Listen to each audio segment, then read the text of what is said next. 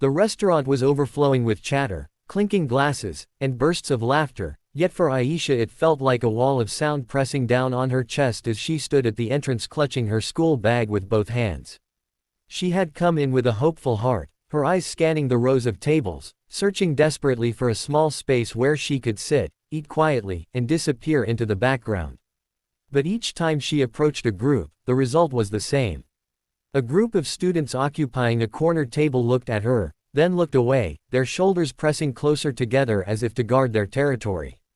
At another table, a woman simply shook her head and returned to her phone without a word. At yet another, two men chuckled under their breath when she asked if the seat was free, giving her a dismissive wave that told her more than words ever could. Every rejection sank deeper into her heart, and though she tried to keep her face calm, the burn of humiliation crept up her neck. She felt like an unwanted guest in a place meant to welcome everyone, as though her very presence disturbed the harmony of the room. The laughter that filled the air no longer sounded joyful but mocking, and the clinking of cutlery seemed to ring with sharpness instead of melody. She swallowed hard and tried again at the next table, but this time they didn't even acknowledge her voice. Aisha's hand tightened on her bag strap until her knuckles went white, and her throat ached from holding back the sting of tears. She glanced once more around the packed restaurant, and for a moment she thought perhaps she should just leave, step back into the street where the air might not feel so suffocating. Her feet even turned slightly toward the door, the weight of rejection pushing her out. It was in that moment, when the world seemed to be closing her out, that a quiet scrape of a chair broke through the noise. A boy, sitting alone near the corner, had noticed her. He was not the tallest or loudest presence in the room, yet the simple act of standing up drew her attention like a light piercing through a storm. His eyes weren't sharp with judgment like the others, instead, they carried a softness, as if he understood what it meant to be left standing while everyone else sat in comfort. With a calmness that silenced even the whispers nearby, he pulled a chair out from his table and gestured toward it. "You can sit here," he said, his voice low but steady, carrying no hesitation. Aisha froze, unsure if she had heard him right. For a moment, suspicion flickered in her chest. Was this a trick, another way for someone to laugh at her expense? But the way he looked at her was different. There was no mockery, no pity, only a quiet sincerity that made her breath hitch. Around them, people began to murmur, their surprise evident, but the boy didn't waver. The chair remained pulled out, his hand resting gently on its back as if assuring her the offer was genuine. Her heart pounded so loudly she could barely hear the rest of the room. Slowly, almost cautiously, she took a step toward him. Every movement felt heavy, as though she were carrying the weight of all the dismissals she had faced, and yet his simple gesture made it lighter with each passing second. She slid her bag from her shoulder and sat down, her hands trembling slightly as she placed them on the table. For the first time since walking into that restaurant, she felt the invisible wall around her crack just enough to let her breathe. And though she couldn't yet find the words to thank him, her silence was filled with a mixture of wonder and relief, because sometimes the smallest kindness speaks louder than anything else. The first few minutes at the table passed in uneasy silence, the kind that makes every sound louder than it should be. The scrape of forks, the laughter from other tables, even the clatter of a falling glass somewhere in the restaurant, all of it pressed around them, and Aisha kept her gaze fixed on the rim of the water glass in front of her. She stirred it gently, watching the ripples, afraid to look at the boy who had pulled out the chair for her. She didn't know his name, didn't know why he had chosen to help her when no one else had, and part of her still carried the sting of suspicion. But then he spoke, his voice calm and steady, cutting through the weight of the silence without forcing its way in. "You looked like you needed a seat," he said, almost as if it were the simplest truth in the world. She blinked at him, surprised at his straightforwardness, and gave a small nod, unsure how else to respond. He didn't press her with heavy questions or awkward sympathy.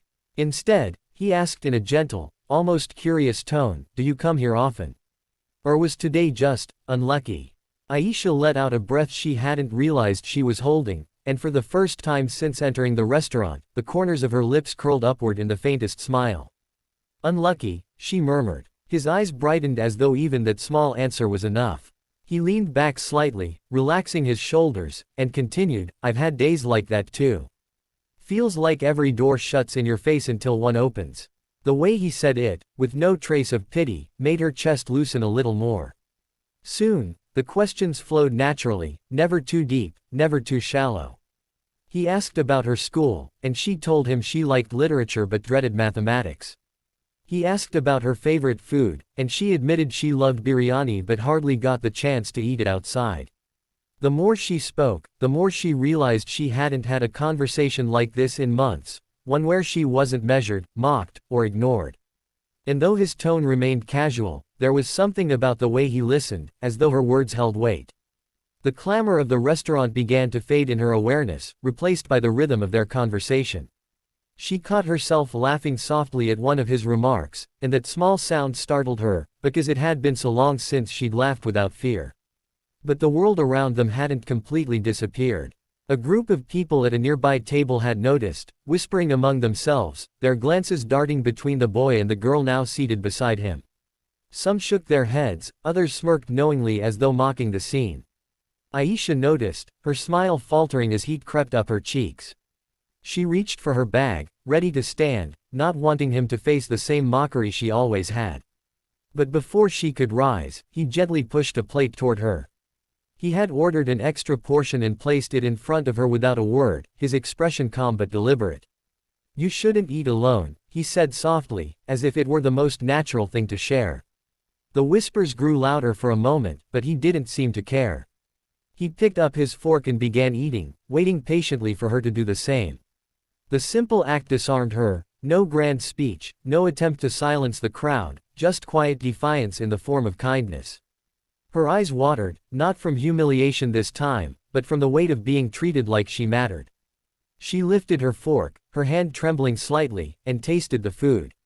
It wasn't about the flavor, it was about the moment, about someone seeing her as human when everyone else had looked away. Around them, some kept whispering, others lost interest and turned back to their own meals, but Aisha no longer cared.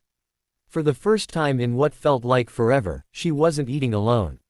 And though the world still buzzed with its judgments, she realized the chair he had pulled out for her wasn't just a seat at a table, it was a space where she belonged, if only for a little while. The days that followed felt different for Aisha, as though a small but powerful shift had taken place deep inside her.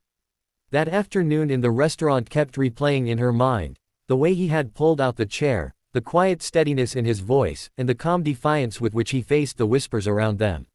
For so long she had walked with her shoulders hunched, her eyes lowered, carrying the invisible weight of rejection wherever she went.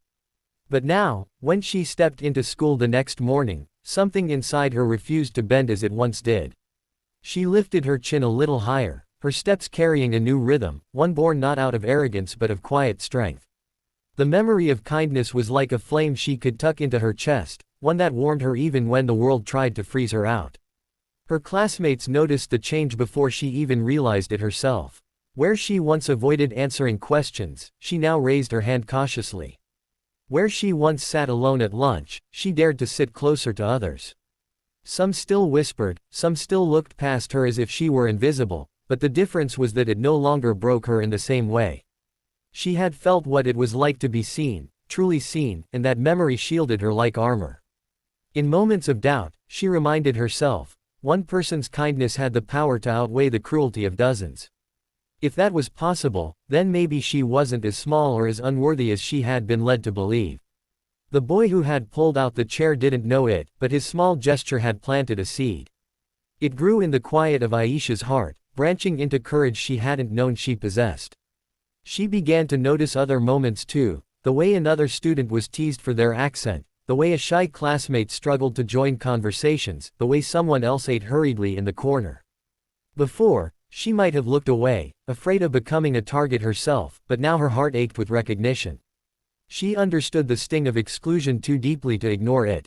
And though she wasn't suddenly the bravest person in the room, she carried herself with a new kind of strength, one that whispered, "You can stand up, even if it's just in small ways." Weeks passed, and the restaurant became just another place on her walk home.